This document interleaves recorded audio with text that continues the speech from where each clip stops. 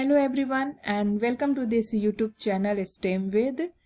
इस लेक्चर में हम लोग लेसन 3 स्टार्ट करने जा रहे हैं जो कि हमारा इलेक्ट्रोस्टैटिक क्लास 12 के सिलेबस पे बेस्ड है। हम लोग ऑलरेडी चार्ज और उसके प्रॉपर्टी को प्रीवियस 2 लेसन में देख चुके हैं। अब इस लेसन में हम लोग डिस्कस करेंगे कूलम्स लॉ, जिसका दोनों फॉर्म देखेंगे। वेक्टर फॉर्म बहुत ही इम्पॉर्टेंट है इस कूलम्स लॉ को जानने के लिए, क्योंकि इस इलेक्ट्रोस्टैटिक के बाद हम लोग मैग्नेटोस्टैटिक पढ़ेंगे, फिर इलेक्ट्रोमैग्नेटिक थ्योरी डिस्कस करेंगे। So it is very important to know about the vector form of the Coulomb's law. Actually Coulomb's is the name of the scientist. ये एक साइंटिस्ट का नाम है जिन्होंने जैसे कि हम लोगों ने चार्ज के बारे में जब पढ़ा तो वहां पर हम लोगों ने डिस्कस किया कि जब अगर सेम चार्ज है तो वहां पे रिपल्सन होगा, और जब डिफरेंट ऑपोजिट चार्ज है तो वहां पे एट्रैक्शन होगा। एट्रैक्शन फोर्स होगा, रिपल्सन फोर्स होगा। तो ये क्लियर हो गया। लेकिन अब इस फोर्स का मैग्नीट्यूड क्या होगा, ये मैग्नीट्यूड हम लोगों को कूलम्स ने बताया, साइंटिस्ट कूलम्स ने बताया। ये बात हमेशा हम सबको क्लियर रहना चाहिए कि फिजिक्स ने लॉ को बताया, डिफाइन किया कि ये इवेंट क्यों हो रहा है, लेकिन एग्जैक्टली उसका यूज, उससे हम लोग कैसे एप्लीकेशन फाइंड आउट कर सके, तो इसके लिए मैथमेटिकल फॉर्मूला उस लॉ को दिखाने के लिए बहुत जरूरी है। जैसे कि this is the law, physics ने एक्सप्लेन किया कि चार्ज होता है और दो सेम चार्ज है तो वहां पर रिपल्सन है, और अपोजिट चार्जेस है तो वहां पे अट्रैक्शन फोर्स है। अब वो जो फोर्स है उसको मैथमेटिकली, अगर हम लोग मैथमेटिकली उसका फाइंड आउट नहीं कर सके कि उसका मैग्नीट्यूड क्या है, तो it is difficult to find out the application from that event, from this natural phenomena. So it is very important कि हमको हर का एक मैथमेटिकल फॉर्म देना होगा। सो हियर क्या है, ये अगर दो Q1 और Q2 दो चार्ज है, suppose this Q1 and Q2 are the 2 charges, तो उन दोनों के बीच का जो फोर्स होगा उसको रिप्रेजेंट किया जा रहा है F से, और ये जो F होगा ये इज इक्वल टू होगा उन दोनों चार्ज के मैग्नीट्यूड के प्रोडक्ट के, मीन्स Q1 इंटू Q2, और इन्वर्सली प्रोपोर्शनल होगा उन दोनों के बीच के डिस्टेंस के स्क्वायर के। Okay, so F is directly proportional to product of the magnitude of the both charges and inversely proportional to square of the distance between them. Then अगर proportionality constant हम लोग हटा रहे हैं तो इक्वल टू साइन आ गया, और यहाँ पे एक प्रोपोर्शनलिटी कांस्टेंट आ जाता है। मतलब एक साइन गया तो एक दूसरा साइन हम लोग को देना होगा, जिसको ये प्रोपोर्शनल है तो यहाँ पे प्रोपोर्शनलिटी कांस्टेंट बोलते हैं। कांस्टेंट, ठीक है, मीन्स व्हाट, इसका कुछ वैल्यू होगा, और ये जो वैल्यू होता है k इज इक्वल टू होता है 1/4 पाई एप्सिलॉन नॉट। पाई का वैल्यू हम लोग सबको को मालूम है 22/7, और एप्सिलॉन नॉट का वैल्यू होता है 9 into 10 to the power -12 coulomb square पर newton metre square, where epsilon naught is the permittivity of the vacuum. जैसे आप लोगों को एकदम याद हो गया है कि पाई का वैल्यू 22/7 होता है, 22/7 होता है, वैसे ही आप लोग इसको भी याद कर लीजिए कि एप्सिलॉन नॉट का वैल्यू ये होता है। और this is the second formula, second equation of this electrostatic chapter, और हम लोग बोल सकते हैं क्लास 12 के फिजिक्स सिलेबस का ये दूसरा इक्वेशन है। फर्स्ट कौन सा था, Q is equal to NE। Okay, so this is the Coulomb's law. Coulomb's law ने दो चार्ज के बीच में जो फोर्स लगेगा उसका मैग्नीट्यूड क्या होगा उसको इस एक्सप्लेनेशन, इस इक्वेशन से दिया।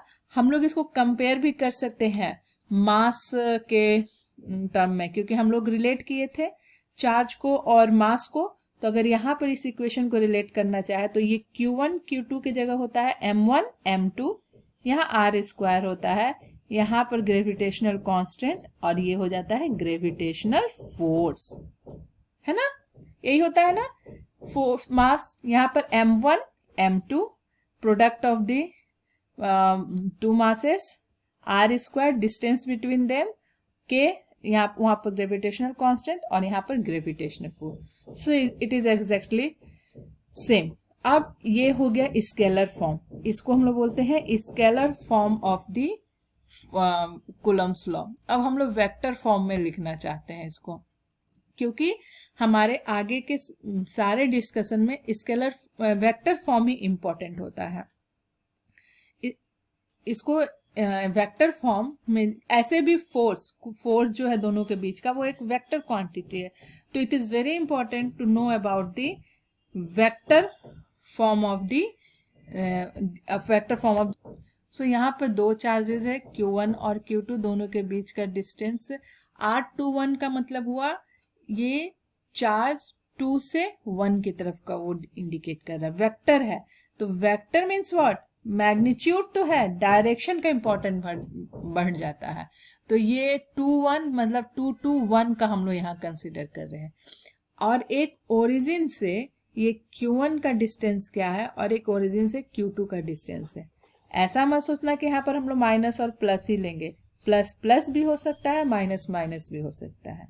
ओके, सो एक एग्जाम्पल लेके हम लोग चल रहे हैं माइनस और प्लस का।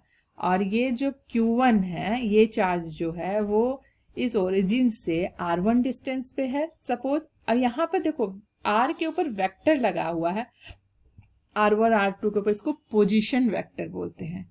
इन जनरल हम लोग डिस्टेंस बोलते हैं, लेकिन जब वेक्टर के फॉर्म में डिस्कस करते हैं तो इसको पोजीशन वेक्टर बोलते हैं। यहाँ पर हम लोग का वेक्टर कैलकुलस का कॉन्सेप्ट क्लियर होना इसके बाद से सारे डिस्कशन में बहुत जरूरी है, इसलिए इसके नेक्स्ट इस लेक्चर वीडियो के बाद मैं वेक्टर कैलकुलस पर एक वीडियो बनाऊंगी, और all of you please watch that video because it is very important. बहुत ज़्यादा जरूरी है कि आपके सारे कॉन्सेप्ट क्लियर हो।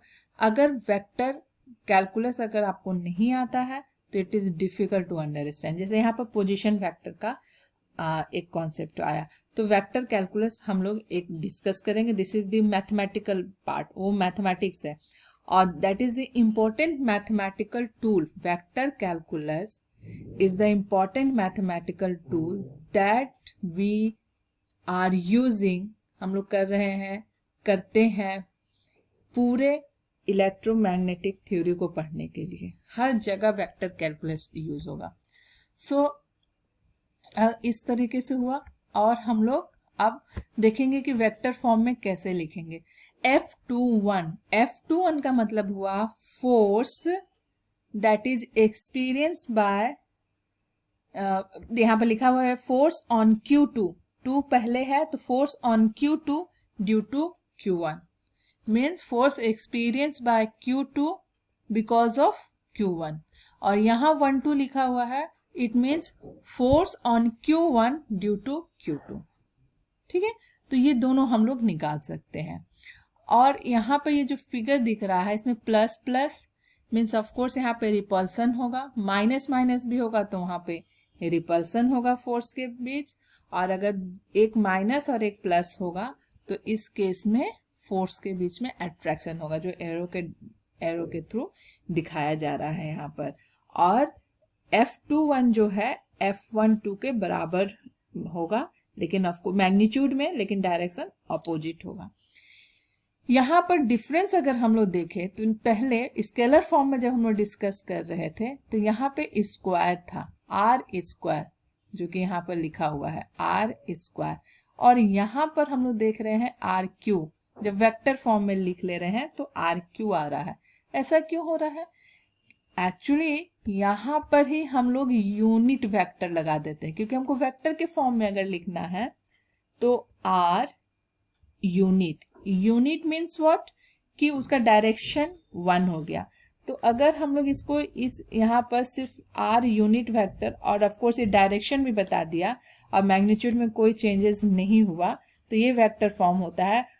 और किसी भी वेक्टर का unit form is equal to होता है वेक्टर आर, यहाँ पर चूंकि हम लोग यूनिट वेक्टर आर ले रहे हैं इसलिए हम डिस्कस कर रहे हैं, vector R divided by mod of R. तो नीचे मोड ऑफ आर आ गया, तो already R Q, R square था, एक और आर आ गया तो आर क्यू, और ऊपर में vector R means unit vector के जगह पर जो यूनिट वेक्टर हम लोग लिखे वेक्टर को वेक्टर फॉर्म में लाने के लिए, उसके जगह पे हम लोग लिखते हैं vector R by mod of vector R. Mod of vector R मतलब ये स्केलर क्वांटिटी हो गया, तो पहले से आर स्क्वायर था, अब ये आर क्यू हो गया। तो this is the vector form of the Coulomb's law. Now there are some limitation of the Coulomb's law, like ये सिर्फ स्टेशनरी चार्ज के लिए हम लोग अप्लाई कर सकते हैं। उसके बाद ये रेगुलर और स्मूथ शेप में, मतलब जहां अगर इरेगुलर शेप आ जाता है तो ये डिफिकल्ट हो जाता है क्योंकि वहां पर इंटीग्रेशन टर्म फिर आ जाता है। तो these are the limitation of the Coulomb's law. उस लिमिटेशन को भी हम लोग दूर करेंगे आगे दूसरे फॉर्मूला से। सुपरपोजिशन प्रिंसिपल क्या होता है? सुपरपोजिशन प्रिंसिपल को आप बहुत इजी से इस तरीके से समझ सकते हैं कि अगर हम पूछे आपके क्लास में, मान लो कि 10 स्टूडेंट है, हम पूछे कि अभी सबके पास मिलाकर कितने पैसे हैं या रुपए हैं, तो आप क्या करोगे? सबसे पूछोगे कितना है कितना है कितना है, और फिर उसको ऐड करके बता दोगे। तो आपको ये नहीं मालूम है कि आप सुपरपोजिशन प्रिंसिपल लगा रहे हो, but this is this principle of superposition. For all linear system, the net response at a given place and time caused by two or more is the sum of the responses which would have been caused by each individual force on a given charge। अब यहाँ पर हम लोग ये superposition principle को अगर लगाना है किसी सिस्टम के लिए, वहां पर मान लेते हैं n नंबर ऑफ चार्जेज है, बहुत ज्यादा चार्जेज है, लाइक दिस, इस डायग्राम की तरह Q1 Q2 Q3 n number तक है, और हम लोग फाइंड आउट करना चाहते हैं कि यहाँ पर एक Q है, वो क्या फोर्स एक्सपीरियंस करेगा ये सारे फोर्स के चलते। तो कुछ नहीं है, total force on Q is suppose F, तो F इज इक्वल टू हो जाएगा F1 plus F2 plus F3, मतलब force due to Q1, force due to Q2, force due to Q3। इस तरीके से तो क्या हुआ, यहाँ पर भी ऐड करके बताया गया है कि टोटल फोर्स क्या एक्सपीरियंस करेगा ये क्यू, और इस फोर्स का कूलम्स फॉर्मूला क्या होता है ये, तो यहाँ पर हम लोग ये लिख दिए। ठीक है, उसके बाद है हमारा डिस्ट्रीब्यूटेड चार्ज।